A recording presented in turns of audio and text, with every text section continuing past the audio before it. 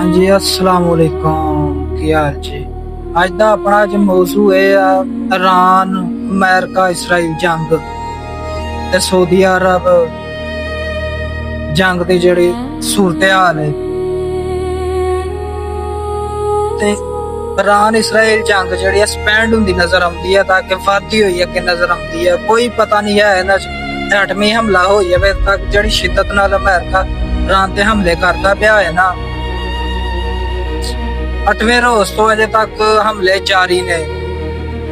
ਹੋਰ ਸ਼ਿੱਦਤ ਆਉਂਦੀ ਜਾਂਦੀ ਹੈ ਹਮਲਿਆਂ ਦੇ ਵਿੱਚ। ਇਰਾਨ ਵੀ ਜਿਹੜਾ ਉਹ ਵੀ ਇਹਨਾਂ ਦੇ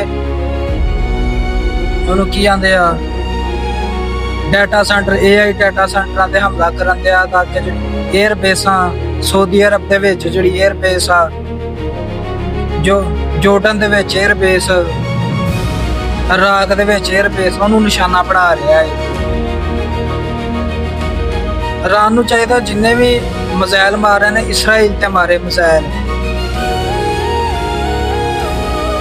ਇਸਰਾਈਲ ਤੇ ਮਿਜ਼ਾਈਲ ਵੱਜਣ ਕੇ ਅਮਰੀਕਾ ਨੂੰ ਦਰਦ ਹੋਵੇਗਾ, ਪਿੱਛੇ ਹਟੇਗਾ ਤੇ ਅੱਗੋਂ ਜਿਹੜੇ ਦਫਾਈ ਮੁਆਹਦੇ ਹੁੰਦੇ ਨੇ ਕੁਵੈਤ ਨਾਲ, ਕਤਰ ਨਾਲ, ਤੁਰਕੀ ਨਾਲ ਨਵੀਂ ਸਾਬਬੰਦੀ ਸ਼ੁਰੂ ਹੋਣ ਲੱਗੀ ਹੈ ਇੱਥੇ। ਮੁਸਲਮਾਨ ਮਮਾਲਕ ਜਿੰਨੇ ਵੀ ਨੇ ਇਹਨਾਂ ਨੂੰ ਚਾਹੀਦਾ ਤਾਂ ਕਿ ਮਿਲਟਰੀ ਫੌਜ ਬਣਾਈ ਜਾਏ ਨਾਟੋ ਕਿਸਮ ਦੀ ਤਾਂ ਕਿ ਜਿਹੜੇ ਵੀ ਮਿਡਲ ਈਸਟ ਦੇ ਵਿੱਚ ਜੰਗਾਂ ਹੋ ਰਹੀਆਂ ਨੇ ਇਹਨਾਂ ਨੂੰ ਰੋਕਿਆ ਜਾਏ।